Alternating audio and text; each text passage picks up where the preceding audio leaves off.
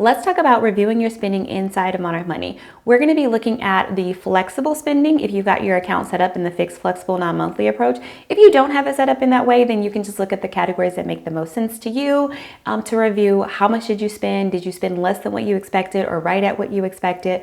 So I'm going to walk you through how to review your spending and how to get back on track if your spending was more than what you expected it to be. Hello, and welcome. I am Natasha. I'm a money coach, and I help people to learn to create systems that make managing their money easy and to learn to manage their money with confidence. My goal is to help 100 families or individuals to improve their financial situation and to work towards financial independence. If you want to be one of those 100, be sure to hit the subscribe button below. All right, so let's jump into Monarch Money. The first thing that you need to do inside of Monarch Money is to review your transactions. This is a crucial step before you actually review your budget, because if things aren't categorized correctly, you're not going to get an accurate picture of where exactly your money went. So for instance, when I'm looking on here, I can see this Cash App and it's come through as a transfer. Now, I have said this before, but Cash App, Venmo, Apple Pay, PayPal, those may not come through categorized correctly. So you do want to check those out at least if you don't check through any of your other transactions. But ideally, you want to review all of your transactions for the month or for the week, wherever you are, to see if they are categorized correctly. So this one here shows Cash App. It was a transfer of $200. So I know that I gave $200 to a family member. So this was actually me spending money. So it should not be a transfer, because transfers do not show up as an expense. Transfers is just you moving money around. So I would come in here and I would change this from a transfer to, I am just going to put it under, I'm going to put it under shopping, just so I can throw it into a category. But you'll put it into whatever category makes the most sense for you. And then you will review all of your transactions to make sure that they are categorized correctly.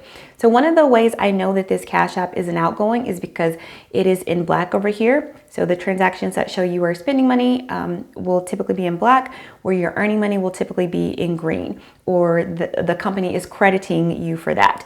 So for in this case, this is a payment to a credit card, which it looks like, oh, it's green, so that's me earning money. No, it's not me earning money. That is Capital One crediting that $2,000 to on their side. So that should still be a transfer.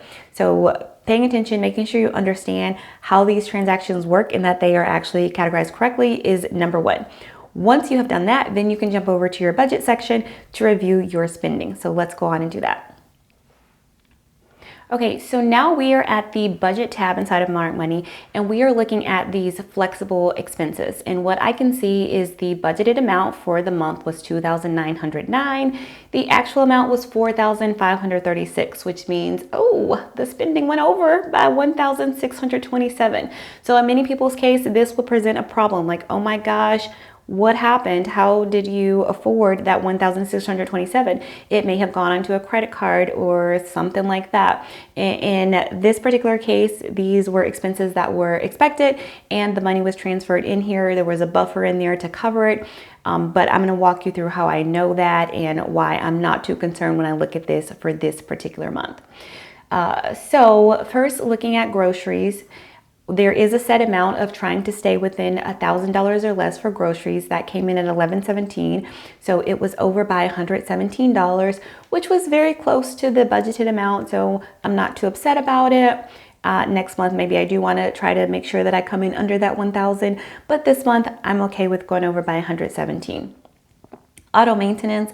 This is what is driving this number up right now, 731. The AC in one of my vehicles was broken, so I had to get that fixed. So I know that 1,627, out of that 1,627, $731 of it was actually a car repair that was planned and the money was available. I don't use rollovers for auto maintenance. I tend to just use cash flow to cover that, just because I don't want a lot of extra cash sitting around, and there's cash set aside that's available if I had a bigger expense like this. So of this, when I subtract that 731, I know that I was still over by 896 in this flexible spending. So I'm still going to be checking to see, are there some adjustments that I need to make? Do I need to pull back as I'm going into the next month, or am I still okay based off of what's gone on in here? Okay, another one that looks high for the month is computers and electronics, which is at $680. You can always look back by clicking on the category and it'll show you the transactions for that. So I'll jump over and do that for you. So on here, I can see that in the month of March, there was several transactions, a $486 transaction, $156, so over $500 of extra going here than what's normally spent in these categories. Because if you look back at my chart, you can see normally there's not much spending that happens in here. And I know that this is higher because we purchased a program. It was a one-time payment for this. We also had to buy a new mouse. So I'm gonna go ahead and take these off of my from that amount, that 1627 that I was over by. So I'm going to subtract this 486 and I'm going to subtract this 156 as well. So that takes me down to only being over by 254. So I'm not too concerned again, because these are some expenses that were like one-time expenses. They don't happen every month and they were accounted for. I could take care of them with the buffer or the extra cash that I have for when these times come up. So then I'm going to keep going and looking through to see, are there really some adjustments that I need to make, because I was over budget by $1,600 for this last month. So auto maintenance, we've taken care of that. Computers, we've taken care of that. Restaurants, so my goal is to stay at $750 or less when it comes to restaurants. And actually for the month, I stayed at $562. So I was $188 less than what I expected there. So again, I feel good about the spending that happened this month. Entertainment was $505, not too bad. $328 for shopping, $200 for child education. All right, I'm going to deduct this from my flexible spending as well, because I know I did a donation to the school. So I'm subtracting it from that $1627 that I went over by originally, and now that gets me down to $54. So why was I over this month? I was over because I had car maintenance stuff. I was over because I bought some computer and electronic stuff, and because I did some donation stuff to the school. So when I'm looking at this overall category, I was only over budget by about $54. So I am not concerned when I look at this, because I had the money set aside to cover the extra expenses that did come in, and the amount that I'm over by is very little. And I know that this can vary from month to month, and that I'm sure I can cover this in the next month by going a little bit under my spending, or in the previous month, maybe I was under my spending. So I'm not too worried, even though I see this large overage amount of $1627. Now, if you're looking at your specific spending and you see a large overage amount like this, you probably want to make some adjustments if you were not expecting to see that. So that means I'm still spending above what my income is. I'm still spending more than what I need to, because you typically want to stay within your flexible range. Because of how my specific system is set up, I don't do rollovers for all these different things that may be one-time things, such as the auto maintenance that you see in some of the computer stuff.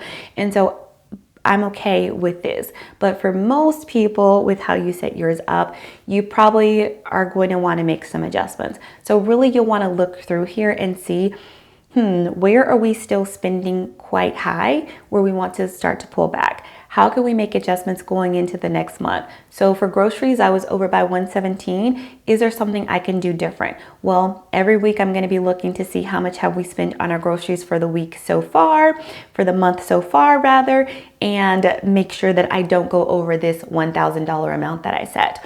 Or whatever it is that you have listed in here, you can be looking at the total amount. Like, oh, we've budgeted $29.09, we've spent $1,000, we still have to spend on groceries for the month. So let's make sure we can account for groceries and then all of the other things that are in this particular flexible spending category.